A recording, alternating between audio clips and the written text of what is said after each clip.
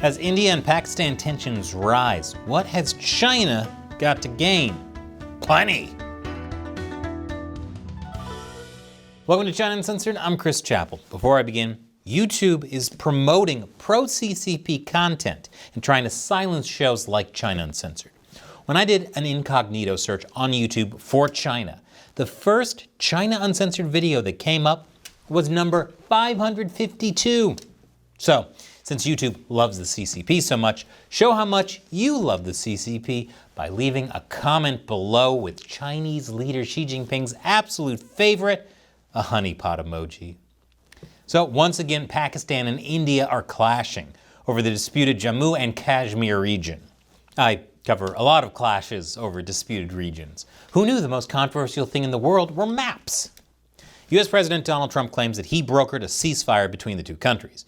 But tensions are still high, with both countries accusing the other of violating the ceasefire, and India reportedly neutralizing several Pakistani drones just days ago. This temporary peace seems more precarious than a house of cards on a Jenga tower, on a workout ball, on a boat in the South China Sea. India claims that Pakistan was behind an Islamic terror attack on April 22nd in Pahalgam, an area in the disputed region popular with tourists for obvious reasons. Wow, that's pretty. 26 civilians were killed and appear to have been targeted based on their faith. Of course, Islamabad denies that it played any role in the attack. They were too busy picking up groceries for old ladies and bottling up puppy kisses. After all, it's been so honest and transparent about fighting terrorism. And since China also has a presence in the region, all along a disputed border with India, and has heavily invested in Belt and Road infrastructure in Pakistan, of course it decided to get involved by offering to mediate for a lasting ceasefire. China's like that neighbor that always butts in uninvited. Basically Kramer, but more racist.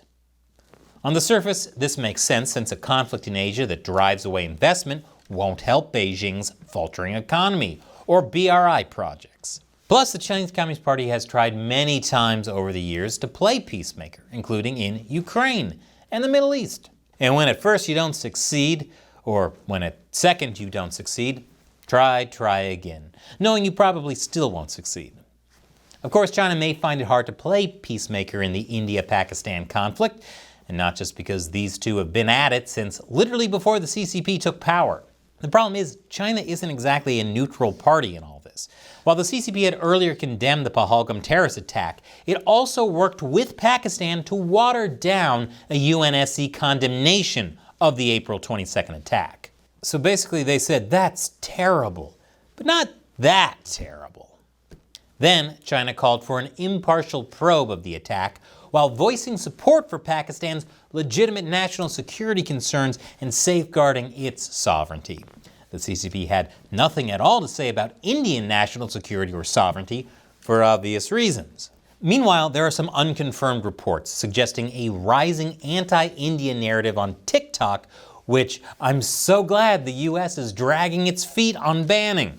There are also unconfirmed reports of the Pakistan Air Force using Chinese satellites during the conflict, and China sending a large stock of military equipment to Pakistan. Basically, China is doing everything outside of packing Pakistan's lunch with a little note that says, "Have fun at war, sweetie." It's hard to say how accurate these reports are, but nonetheless, the fact is, China is on Pakistan's side here, no matter what it says about being a neutral arbiter. And that's not just because India and the CCP keep giving each other suspicious side-eye.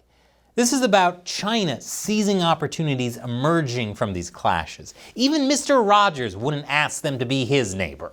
So what kind of opportunities are we talking about? Well, for one thing, India being at war with Pakistan means it's paying less attention to disputed borders with China. Even though Indian and Chinese officials have been having talks to resolve their border differences, a weaker India could be easier to make a deal with, a deal that favors China anyway. Which is crazy because talks with China are always so productive and mutually beneficial. In addition, no matter who would win a hypothetical conventional conflict, India would lose soldiers, military equipment, and prestige. So it would be even more vulnerable to the PLA should China decide to invade India again. Yes, China and India fought a war on the border in the 60s. As for Pakistan's well-being, well, in the words of Lord Farquaad, that might be a sacrifice Beijing is willing to make. This conflict might be an opportunity for China to see just how capable India's military is, and its own. The CCP hasn't been involved in an active war since its ill-fated invasion of Vietnam in 1979. Guess they didn't learn anything from America's ill-fated war with Vietnam.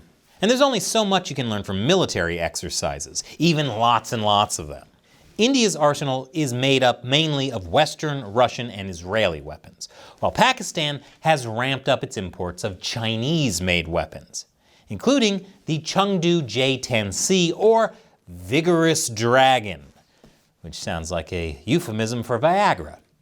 The Vigorous Dragon is China's counterpart to the F-16 and entered service back in 2004.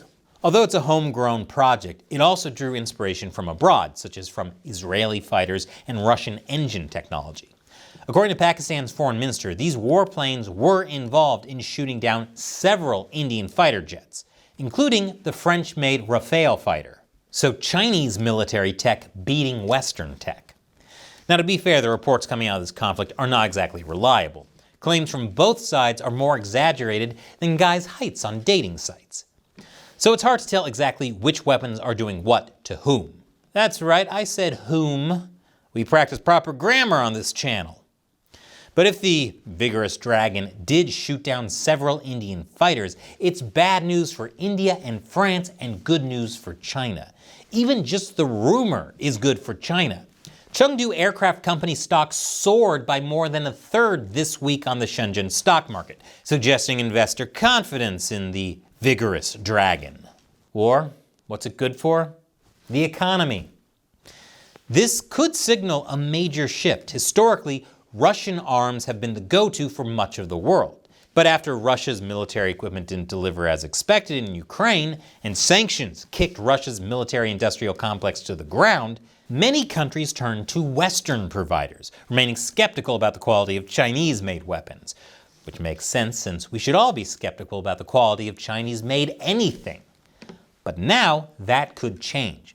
According to military observer Anthony Wong Dong, I swear I didn't make up that name, from the CCP's perspective, these Pakistani successes against Indian jets are essentially a powerful advertisement for China's arms industry.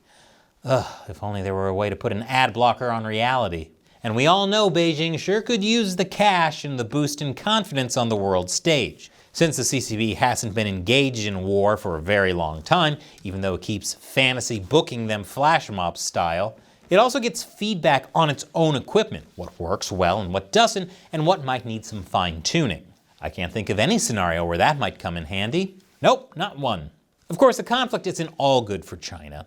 As I said, Chinese troops haven't fought a war since Vietnam in 1979, while the India-Pakistan conflict is giving Indian troops some level of actual experience.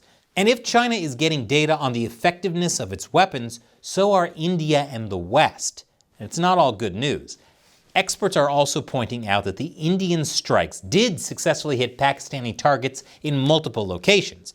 Pakistani air defense systems largely rely on the Chinese-made HQ-9B system. One defense expert with London's Asia-Pacific Foundation says that if Chinese-made origin radar or missile systems fail to detect or deter Indian strikes, that's also bad optics for Beijing's arms export credibility. But it might all be worth it to the CCP in the long run if India takes a hit militarily and economically. India's military has been growing and getting stronger over the past several years. In addition, just a few years ago, India's population surpassed China's. It's amazing what not instituting a one-child policy can do for a census. Between a low birth rate and rapidly aging population, that bodes poorly for the Chinese economy, which is already struggling with the after effects of zero COVID. Low domestic consumption, high youth unemployment, and the real estate debt crisis. But I'm sure all these catastrophic outlooks for the future are putting Chinese citizens right in the mood for bringing a child into the world. And it's on the economic front that China is most concerned by India. As it's grown closer to the West, India is presenting itself as a potential alternative to China in many ways, including a Trump-promoted trade corridor that bypasses the BRI project and runs from India to Europe through the Middle East. Then there's India's move to align with President Trump's China tariffs. For example, after years of Indian officials criticizing the CCP's economic practices, New Delhi recently imposed a 12% tariff on steel to curb cheap Chinese imports. And in the wake of the US-China tariff war, Apple CEO Tim Cook said the majority of US iPhone sales in Q3 will be made in India. There were a lot of expectations that India was going to snap up many of the businesses that fled China to avoid the tariffs. Naturally, that wouldn't please the CCP. Now, with the conflict looming between India and Pakistan, India could look much more unattractive and unstable for investors, especially since both New Delhi and Islamabad have nuclear weapons. It looks more unstable than a house of cards on a Jenga tower on a workout ball on a boat in the South China Sea under a mushroom cloud. At the same time, all of a sudden the US and China are engaged in serious economic talks that could result in a trade deal. Already tariffs are being lowered between Beijing and Washington. All good for the CCP. It's unclear where these clashes between Pakistan and India will go from here, but what's certain is that there's a third party very much involved in this long-running feud. And this episode is sponsored by you. Every week I make 4 free episodes of China Uncensored for everyone to enjoy on YouTube, because my goal is to tell as many people as possible about the Chinese Communist Party. I can only afford to do that with your support. Subscribe to my new premium website, ChinaUncensored.tv. It has a bunch of exclusive content that doesn't get put on YouTube. Plus, you'll be making these free episodes possible for everyone else to learn about China. The link to the website is below. Once again, I'm Chris Chappell. See you next time.